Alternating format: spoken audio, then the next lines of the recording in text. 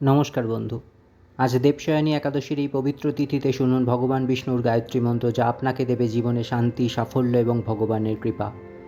দেবশায়ানী একাদশী সেই শুভ তিথি যখন স্বয়ং ভগবান বিষ্ণু যোগনিদ্রায় গমন করেন। এই 4 মাস ভক্তরা উপবাস, প্রার্থনা ও ভক্তিভাবের মাধ্যমে তাকে স্মরণ করেন।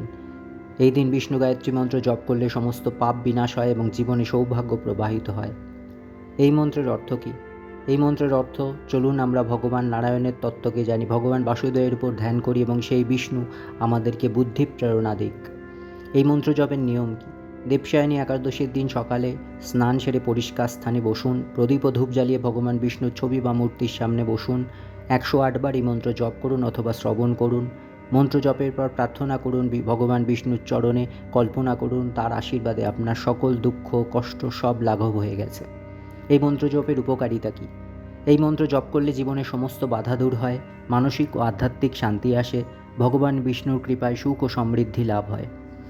বন্ধুরা, আজকের এই দেবশায়ানী একাদশীতে নিয়মিত এই গায়ত্রী মন্ত্র জপ করে আপনার জীবনে আনুন মঙ্গল ও ভগবানের আশীর্বাদ। ভিডিওটি ভালো লাগলে লাইক করুন, শেয়ার করুন এবং চ্যানেলটি সাবস্ক্রাইব করতে ভুলবেন না। তাহলে চলুন ভগবান বিষ্ণুর চরণে প্রণাম জানিয়ে সেই শক্তিশালী গায়ত্রী মন্ত্র জপ ও শ্রবণ করি।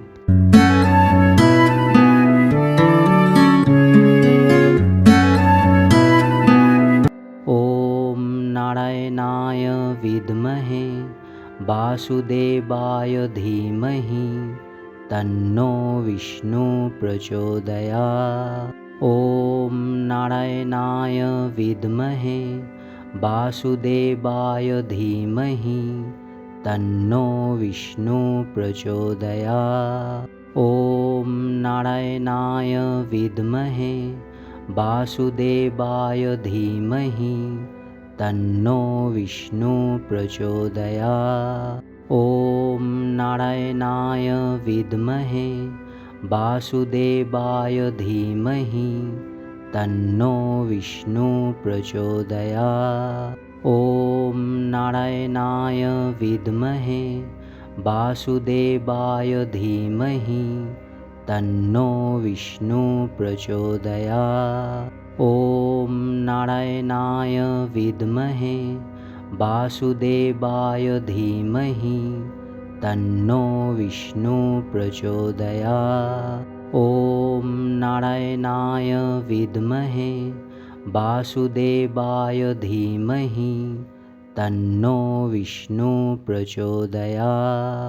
ॐ नारायणाय विद्महे वासुदेवाय धीमहि तन्नो विष्णु प्रचोदयात्। ॐ नारायणाय विद्महे वासुदेवाय धीमहि तन्नो विष्णु प्रचोदयात्। ॐ नारायणाय विद्महे वासुदेवाय धीमहि तन्नो विष्णु प्रचोदयात्। ॐ नारायणाय विद्महे वासुदेवाय धीमहि तन्नो विष्णु प्रचोदयात्। ॐ नारायणाय विद्महे वासुदेवाय धीमहि तन्नो विष्णु प्रचोदयात्। ॐ नारायणाय विद्महे वासुदेवाय धीमहि तन्नो विष्णु प्रचोदयात्। ॐ नारायणाय विद्महे वासुदेवाय धीमहि तन्नो विष्णु प्रचोदयात्। ॐ नारायणाय विद्महे वासुदेवाय धीमहि तन्नो विष्णु प्रचोदयात्। ॐ नारायणाय विद्महे वासुदेवाय धीमहि तन्नो विष्णु प्रचोदयात्। ॐ नारायणाय विद्महे वासुदेवाय धीमहि तन्नो विष्णु प्रचोदयात्। ॐ नारायणाय विद्महे वासुदेवाय धीमहि तन्नो विष्णु प्रचोदयात्।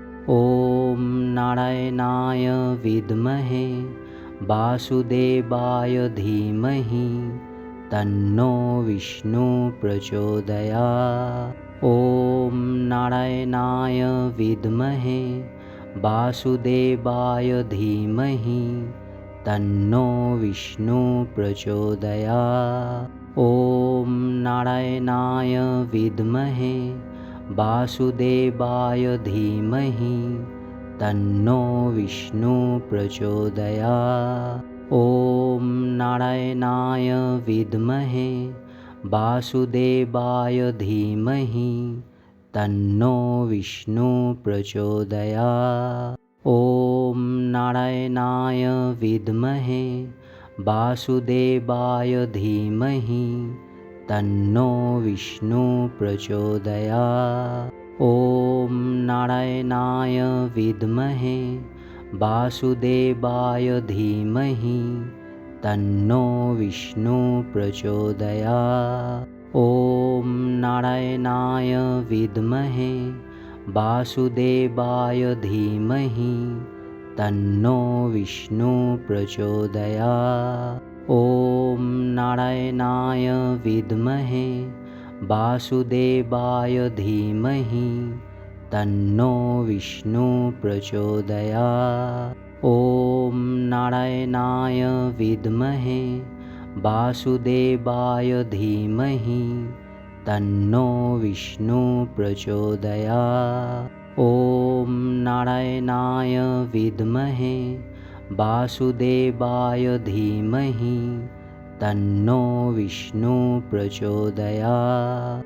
ॐ नारायणाय विद्महे वासुदेवाय धीमहि तन्नो विष्णु प्रचोदयात्।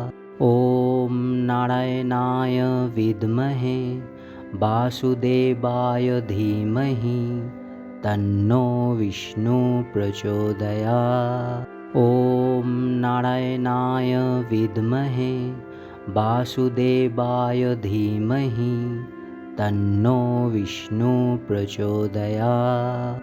ॐ नारायणाय विद्महे वासुदेवाय धीमहि तन्नो विष्णु प्रचोदयात्। ॐ नारायणाय विद्महे वासुदेवाय धीमहि तन्नो विष्णु प्रचोदयात्। ॐ नारायणाय विद्महे वासुदेवाय धीमहि तन्नो विष्णु प्रचोदयात्। ॐ नारायणाय विद्महे वासुदेवाय धीमहि तन्नो विष्णु प्रचोदयात्। ॐ नारायणाय विद्महे वासुदेवाय धीमहि तन्नो विष्णु प्रचोदयात्। ॐ नारायणाय विद्महे वासुदेवाय धीमहि तन्नो विष्णु प्रचोदयात्। ॐ नारायणाय विद्महे वासुदेवाय धीमहि तन्नो विष्णु प्रचोदयात्। ॐ नारायणाय विद्महे वासुदेवाय धीमहि तन्नो विष्णु प्रचोदयात्। ॐ नारायणाय विद्महे वासुदेवाय धीमहि तन्नो विष्णु प्रचोदयात्। ॐ नारायणाय विद्महे वासुदेवाय धीमहि तन्नो विष्णु प्रचोदयात्। ॐ नारायणाय विद्महे वासुदेवाय धीमहि तन्नो विष्णु प्रचोदयात्। ॐ नारायणाय विद्महे वासुदेवाय धीमहि तन्नो विष्णु प्रचोदयात्। ॐ नारायणाय विद्महे वासुदेवाय धीमहि तन्नो विष्णु प्रचोदयात्।